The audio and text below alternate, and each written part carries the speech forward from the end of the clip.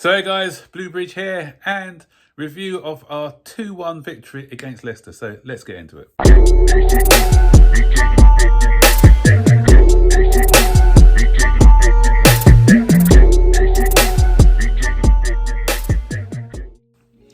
So, international break over, Saturday morning kickoff, 12:30 on TNT Sport, and we got the job done. I just finished watching the game about an hour ago. Watched it after I came back from church. When I looked at the game, first half, I thought we were playing in the Conference League. I had to check, is it a Thursday or a Saturday? Because it was so easy for us. Leicester weren't in the races. We were passing the ball around really well. Let's talk about the formation first. It was a different formation. João Felix was preferred to after because we had Pedro Neto injured. So out of João Felix, Mudryk and Cuckoo, he plumped for João Felix to play, and we didn't play. We played more for diamond with Caicedo at the base of the diamond. And we had Holden is in a number 10 role, and just the two wide parts of the diamond, we had Madueke on one side and we had João Felix on the others. But Madueke was more to hug the touchline and do go one-on-one with the Leicester defenders, whereas I thought Felix was playing more infield a little bit, with Cucurella acting as an outlet on the right-hand side. Because of injuries to Malagusto, we had Fofana playing as a kind of a back three. Fofana was playing on the right hand side as a right back, but he didn't really go forward a lot. He allowed Cucurella to do that on the left, and he was the one who gave us that stability over on the right hand side.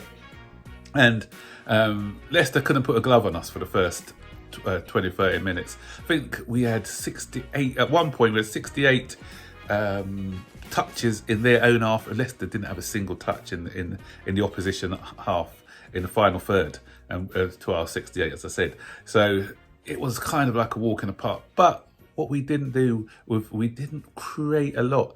The one we did create, great tenacity by Nicholas Jackson, and to beat Foyes, and that touch. Don't underestimate that touch to set up the goal. The touch and finish were sublime. Great play by him. And if he can have a little bit more box presence, for me, and good in the air, he'll be a great striker. Let's touch on that in the second half, actually. But I'd like to see with the crosses coming in, him attacking it a little bit more. That's the only criticism I've got about Jackson. But the goal he scored today was good, and he's, I think he's just behind Erling Haaland in the league for goal scoring. So he's doing a good job now. And you can see, he's 23 now, 24? He's coming of age. Drogba he was 26 when he came to Chelsea. Even we had one season before you saw the real Drogba. If he can, I'm not for 1 minute saying that he can get up to those heights, but if he carries on moving up that trajectory, then you may see a really good striker at hand. Still want us to get another striker to compete with him, though. Someone who's a different profile, different dynamic, who can switch it up when we're not playing well. Someone with strong in the air, big sort of target man, because that's a profile that we're missing at the moment. So anyway, as I said, we were really dominating, and it was a matter of how many we can get. But as I said, because we didn't really do anything or create a lot with the possession that we had, don't think the keeper had to make any saves in that first half, if I'm not mistaken, from our possession. You don't have any real difficult saves to make. We gave them back a foothold in the game. And before that, there was a couple of feisty challenges. One by Ndidi, which he quite easily could have got a red for, and the one by Samari as well. I thought that was a little bit high and reckless. And so both of those could arguably be red cards. But then we kind of, because we weren't making the most of our domination, we let Leicester back in again. Our midfield kind of stood off them a bit. We relaxed. Our pressing wasn't as intense, and Leicester started to feel their way back into the game. And they ended the stronger at the end of that first half. They had a couple of really good chances where they could have scored. One shot narrowly wide. Can't remember the Leicester player who had that shot which went narrowly wide. And then they had another shot which was over the bar. And we can't forget, in the first half, there's always a moment from Sanchez. And again, here's one where he kicked it out to Caicedo, I think, which nearly led to Leicester scoring. I think it's indeed he had a shot which he should have done better with, which he dragged wide. And that's the thing with it may look every week that I'm getting onto Sanchez's back, but if he wants me off his back, all he needs to do is cut out these errors. I don't really want to dig out players, but if they are making mistakes, then it's got to be told. And so for me, I'm still not convinced with him as our number one goalkeeper. Second half, Leicester. I thought Leicester started strong in the second half as well, buoyant from the last 15 minutes of that first half. But then we took a foothold of the game once again, and we had one comical moment where thought Cole Palmer, after a good shot by Nicholas Jackson, thought Cole Palmer was going to give us the lead, and it came off. It was cleared off the line by Madueke. Well, to be fair to Madueke, he was trying to get out of the way. He anticipated what Cole Palmer was going to do. He actually jumped to try and get out of the way, but it caught his trailing leg. So it was a bit unlucky there. Going on to Madueke today, some good and some average. Again, Madueke, he needs to finish that end product, because those crosses is over, they're too close to the goalkeeper a lot of the times. I just wish he can get that final part of his game well, because some of the things he did was quite good. Felix, for me, started well, faded a bit. His off the ball work was quite good though. He's improving his off the ball work. I've labelled him as being lazy off the ball. He's improved that, but he wasn't really. He's one of these guys who you can see that he's got it in him to be a very good player, but he's not. There's just certain things he does that are just slightly off, and that stops him from being the player that we think he can become. Enzo Fernandez in that higher position on that and on the sort of left side of the diamond, I thought he was excellent today. His passing was really good. But the only thing about with Enzo when he plays, when we lose possession, we don't have that protection. We could afford to do it against sides like Leicester, because teams like Leicester, they don't really offer a lot in attack. So teams like that who come with a mid to low block, it can work.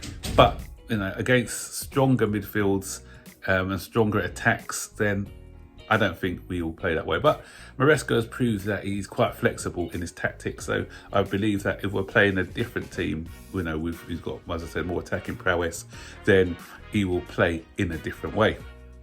And Fernandez was rewarded with his industry and good play with a goal. And again, Nicholas Jackson, one thing I was criticising him of box presence, but what he did do, was that he got in front of his marker, a good cross by Cucurella, and he had no rights to win that header, but he showed a lot of strength as well to win that header. Good header, great save by the goalkeeper, and it was followed up by Fernandez, who scored. He loves scoring against Leicester. I'm sure he scored against them in the cup the other day. So if we play Leicester every week, then Fernandez is the guy.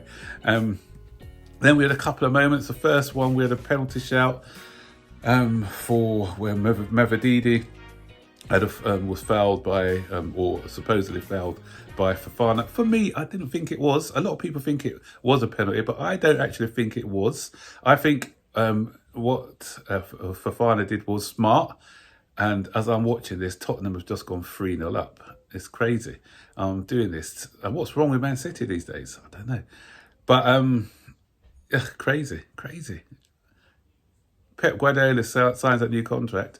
He's lost 5 in a row. They may sack him soon. So yeah. Anyway, back to my review. I forgot what I was saying now after that, watching that goal. The penalty decision. I thought what Fofana did, he held his ground. He just stuck to his ground, and if anything, Mavididi ran into him. So he was a bit smart. He just stopped. He stopped. So he didn't put out a leg or anything. He just stopped where he was doing what he was doing, and he allowed the player to run into him. That's why I could see why the referee didn't actually give it. I think Joe Cole said it was a penalty, and the other, but I don't think it was. As I said, had he moved his leg outwards, then yes. But because he just stopped and Mavididi ran into him, then for me, no penalty. And then we were so close to, we've gone, 6 games without keeping a clean sheet. We were that close. In the 93rd minute, I think it was, a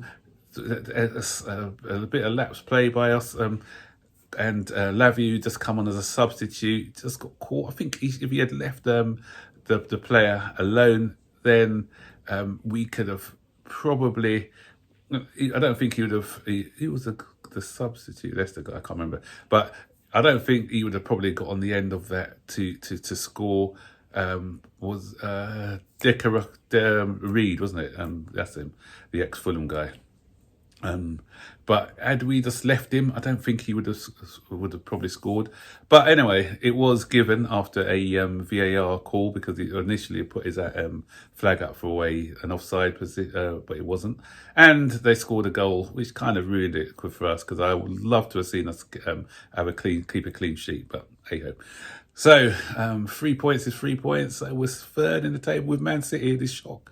Man City score. Well, they hate playing Tottenham, don't they? They've got a terrible record against them. So we're only going to be 1 point behind Manchester City. And I was saying earlier, I wish we didn't play Man City at the beginning of the season. If we had played Man City in this period, then we'll be above them. We'll be sitting pretty, because I'm convinced that if we played the Man City you play now, if we play them and the way that we've sort of improved our game, then I have no doubts that we could have done a number on Man City. And I know this isn't a Man City review, but because I'm kind of watching that game while I'm doing this review, I keep reiterating they've got a load of injuries. Kovacic got injured the other day, and they look normal, just like we did the last 2 seasons. And that's what I'm saying. Injuries do matter, guys. Of course it does. Now we've got a full bill of health, or close full bill of health. You're seeing what the real Chelsea is about. It's still early days.